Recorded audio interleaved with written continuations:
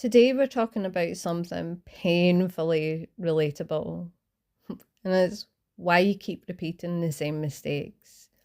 Same situations, same arguments, same heartbreak, just with a new face. That's not bad luck, it's a pattern. And here's the uncomfortable truth nobody wants to hear.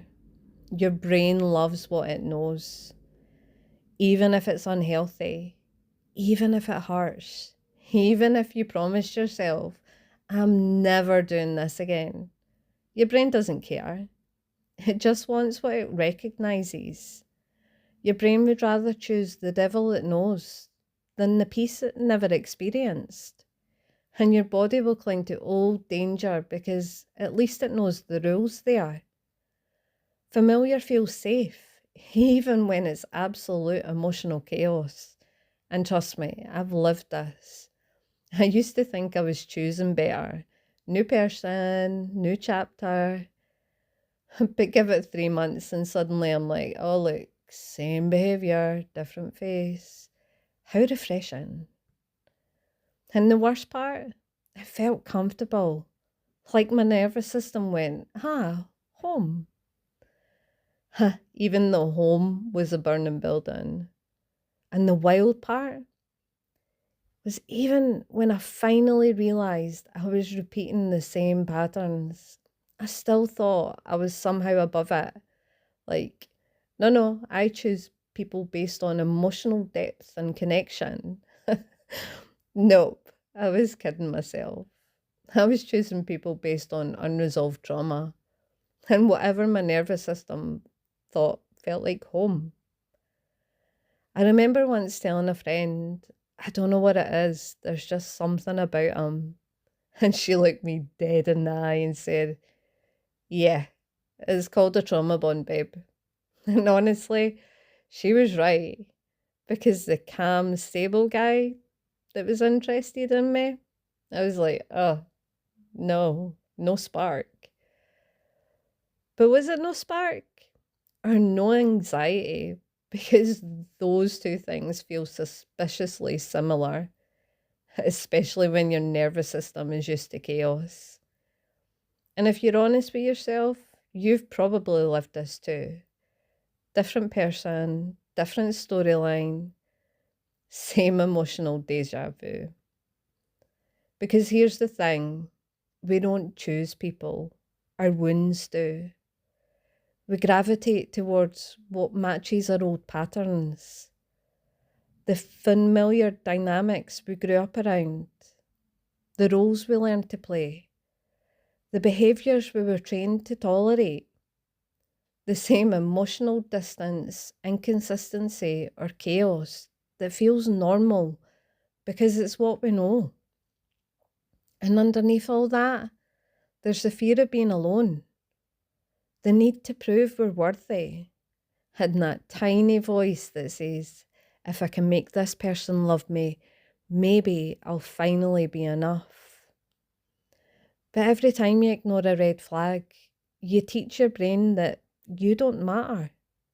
Self-betrayal becomes a habit, and your brain learns, oh, we tolerate this. This must be normal. And that's how we end up choosing what hurts us, not because it's what's good for us, because it feels familiar. Your nervous system will literally mistake chaos for chemistry. It will call anxiety butterflies, inconsistency passion, and emotional unavailability a challenge. Half the time we think we're choosing chemistry, we're actually choosing what we're used to, even if that's emotional carnage. Some of us chase chaos because it feels like love. Some of us chase intensity because calm feels like boredom. Your reactions are old survival strategies, not personality flaws. You're not dramatic. You're not too much. You're not broken. You're reacting the way you had to react to survive something you never asked for. But then we hit ourselves with the classic lie, this time it'll be different. Spoiler, it won't. Not until you change. Not until you recognize the pattern. Not until you stop romanticizing red flags like their personality traits. And listen, I'm not judging. I'm dragging myself here too. Because I used to be the queen of self awareness. I could name the pattern, describe the pattern, write a poem about the pattern. I could diagnose the pattern in other people and still repeat the pattern. Because awareness without action is just observation. And here's where it gets really uncomfortable. At some point, you realize you're the common denominator. I don't say that to shame you. I don't say that in a you're the problem way. I say it because this is where the power actually is. You didn't choose the pattern, but you're the only one that can break it. It's not your fault, but it is your responsibility. Healing isn't about blame, it's about ownership. Because you can't change other people, but you can change your choices, your impulses, your reactions, and your boundaries. And breaking the cycle is not glamorous. It's slowing down your reactions. It's questioning your impulses.